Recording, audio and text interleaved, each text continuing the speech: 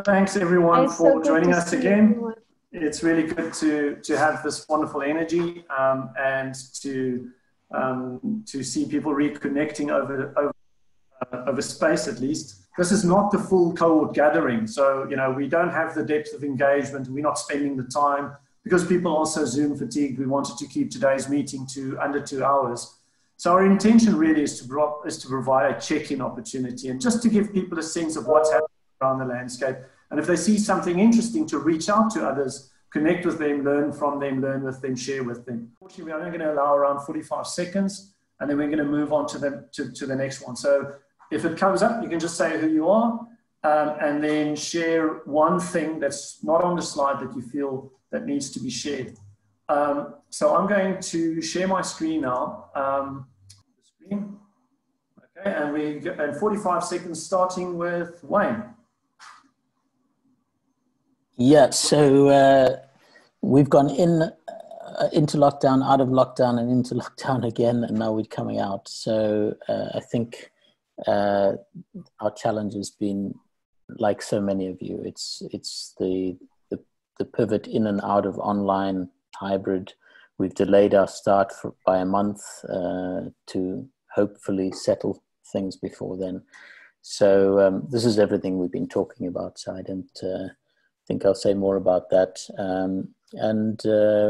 It's research partners and other partners that are really putting everything on hold, which of course puts business on hold for us. So these are the things we're struggling with, but we're continuing. Thanks, Wayne. Moving on. Julia. Thank you. Yeah, so as many of you will know, I was the founding dean of the Lang School of Business and Economics at the University of Guelph. But after 2 5-year terms, I'm now on administrative leave. And what I'm trying to champion is challenging the rankings, because what I really learned as dean was that for me to attract significant funding, I needed to establish credibility. And a lot of people look to the rankings for that. Yet the metrics that the rankings use, many of them I think are contradictory to the concept of sustainability. Does that mean my time is up? Anyway, you can check my PowerPoint for the initiatives I've been working on. There's a report and a video. Sorry, that was 5 seconds too soon. I'm sorry, Julia. But thanks. Mary Watson, starting now. Thanks. So times have been very difficult in New York, and we're in a severe budget crisis, while we are also seeing real interest in the kinds of education that we're providing. So I would say that we have to make a just and equitable university that is inclusive of all the BIPOC issues that have been raised and all the purposeful sustainability work we're doing, because a university shouldn't exist, in my opinion, if we can't actually get this done now. So we are working very hard to work on issues of access, equity, purpose, but really with a focus on equity and inclusion in a very serious way, which means really reforming the curriculum. Oh. Hi, we're living a school without Julia, as she said, but we also are working on some very exciting things. One of the things that I'm really proud of is this Institute for Sustainable Organizations, which is something we talked about in a couple of Deans and Directors cohorts ago. It's happening. We've got some research chairs. I'm loving my work with the Guardians. So, while there's so much crisis, there's also some hope. We just wanted to highlight that. Great, thanks, Julia. Sanjay?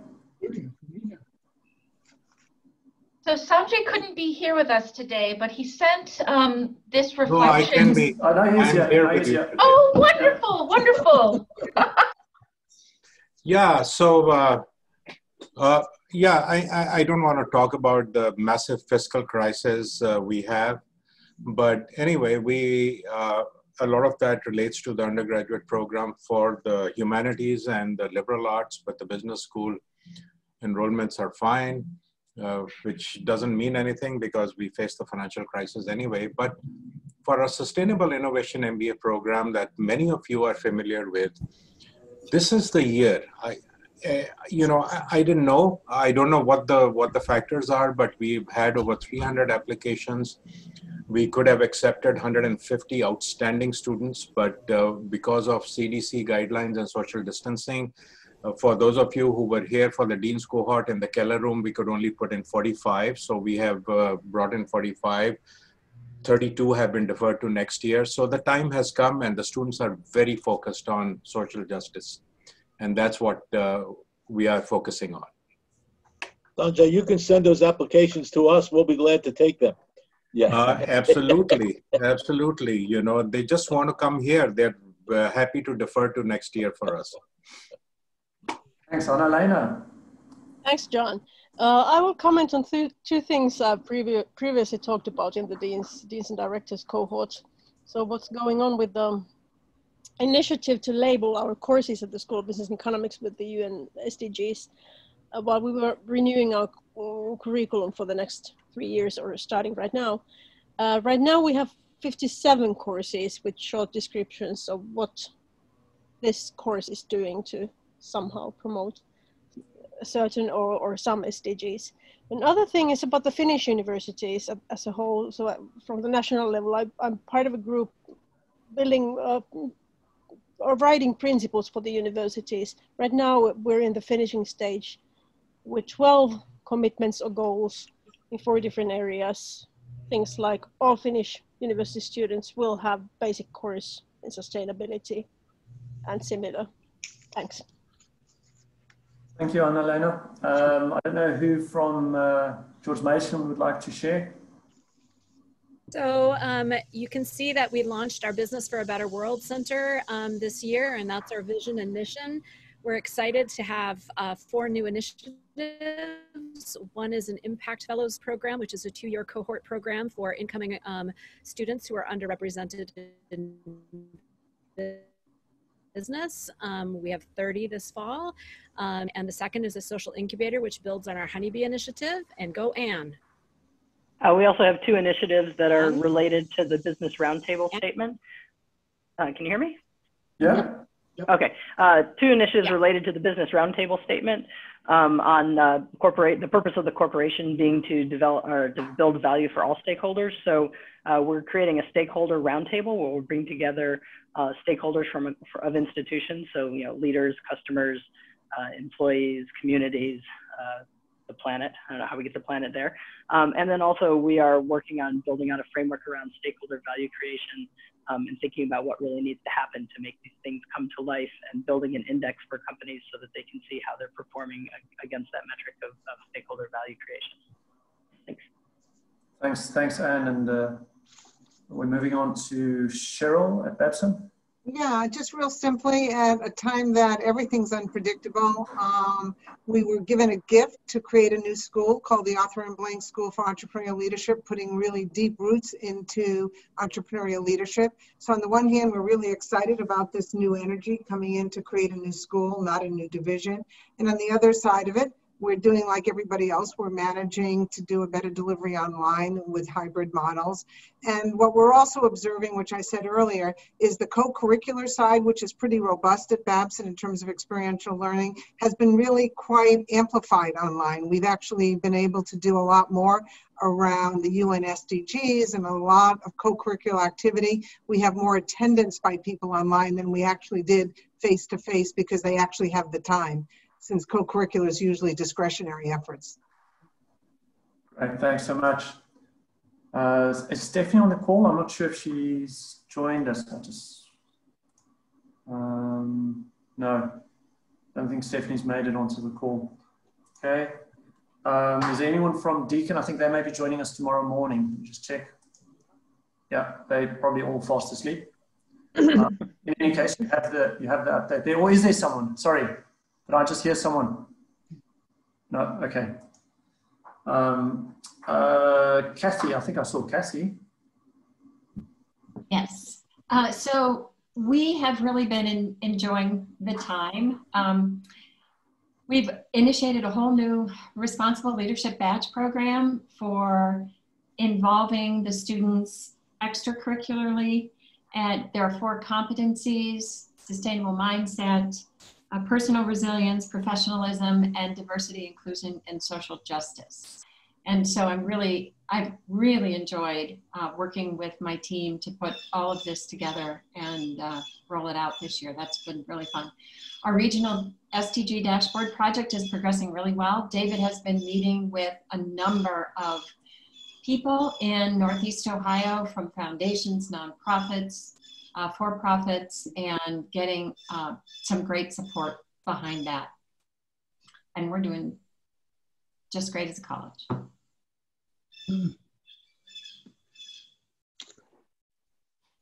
Okay, just see, Marie, are you on the call?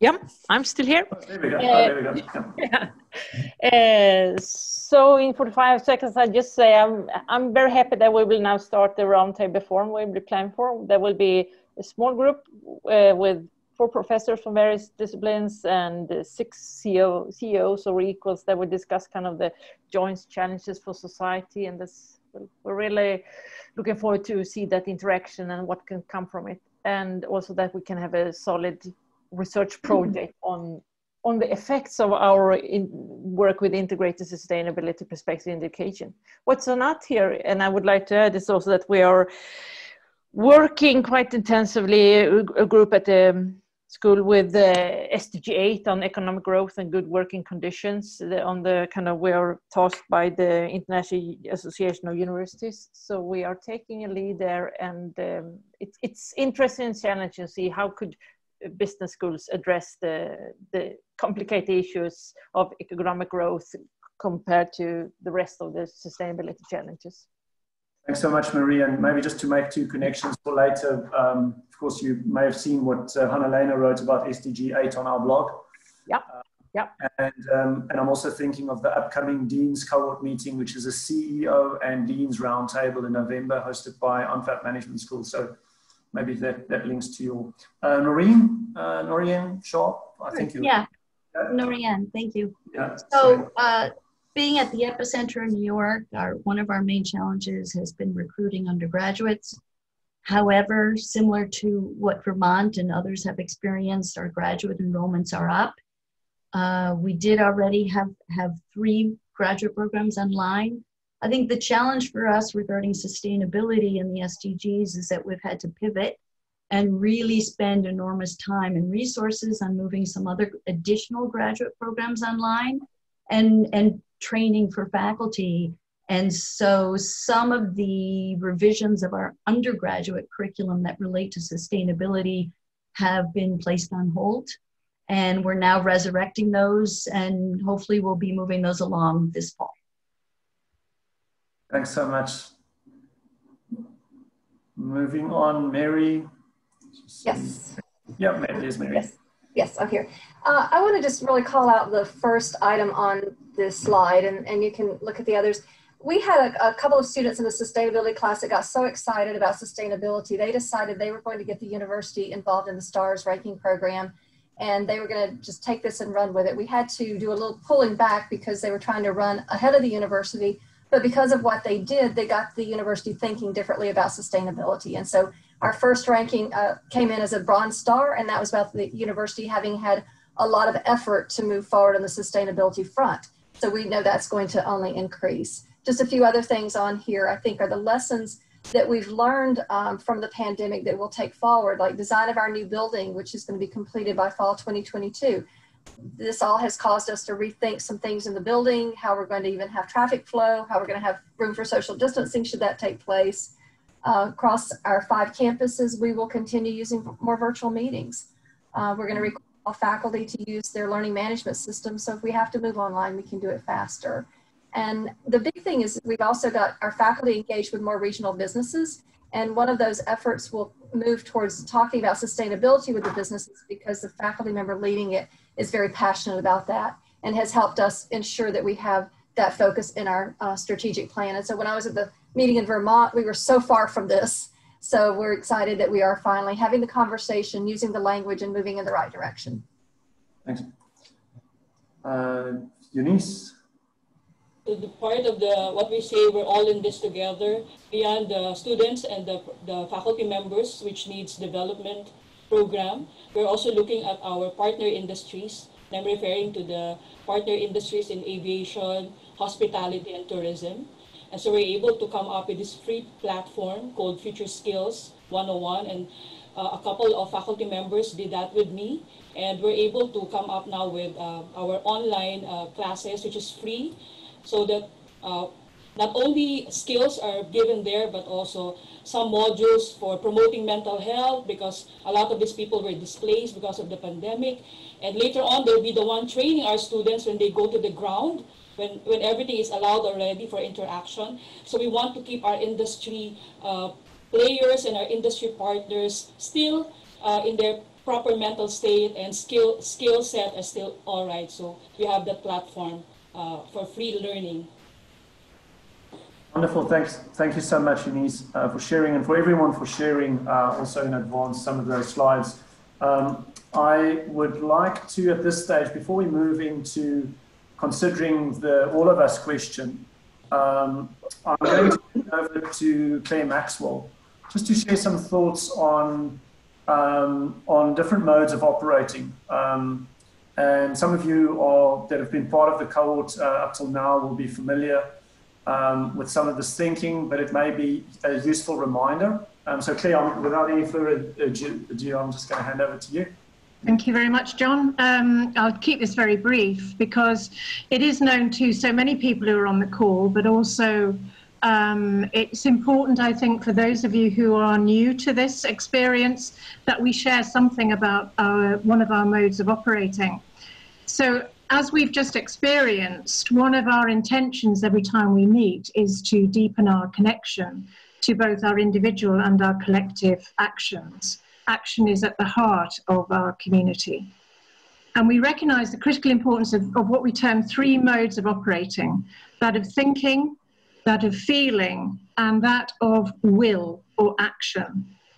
What this means in practice is that as a GRLI community, we recognize the significant value of bringing our intellect to bear to help us make sense of complexity and complications we face, all of which we face in the different contexts we're in. So utilizing our brain power. We also recognize and value the place of emotions. It's incredibly important to us that we recognize, work with, value our feelings, our emotions, of utilizing our emotional intelligence, and then of taking account of our instincts, of what we've termed our gut brain. I've either the stomach for this or I don't have the stomach for it. It's recognizing those three interplaying, interconnected and interdependent intelligences in sense making. And in the GRLI, when we work within the Deans and Directors Cohort, when we work as a core team in everything that we do, we place as much as importance on those two realms as we do upon the intellect. And we support and encourage taking action, which is part of what we've just experienced with that rich and wonderful introduction and glimpse into the world of action that you have been involved in as part of the GRLI cohorts and outside of it.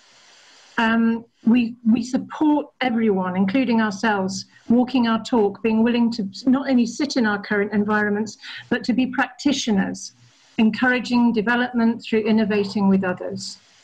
So operating out of these modes involves our own person, our whole person, our heads, our hearts, our hands, and when we're truly aligned, we believe our spirit, that intangible ingredient that we know when it is present and when it feels right. For impactful change to happen, thinking alone is not enough. I'm hoping I'm not preaching. This is I'm sure what we know and share. But neither is operating only out of emotion, although both are critical elements. For real change to happen, we have to move beyond wishes and desires. We have to move to will, to intent. And from our own experience, we know that when our intellect and our instinctive emotional sense of the world are aligned, we can move swiftly to action, regardless of how complicated, demanding, or experimental a call may be. So within the Deans and Directors cohorts, when we meet for longer, we work at a deep level on all three of those modes, raising consciousness about our preferred ways of operating. And so we invite you, as you enter into this next round of exploration, which is about collective action, it is about what we can do together. And in the spirit of there being no right or wrong place to be, We would like you to become aware of your whole self and the realm you feel most at home in. Am I thinking my way into a new future? Am I feeling my way into a new future? Am I instinctively moving into something? And how aligned are you in terms of a commitment to taking action and experimentation? To what extent is there a dissonance between what you're thinking and doing and what is your gut instinct telling you? How strong is your will and the will of others? Because we believe, for example, that the commitment and the encouragement of others can take us much further than we can ever go alone. Thank you, John. Thanks so much, Claire, for that very useful reminder, and also for setting up the final part of our check-in today.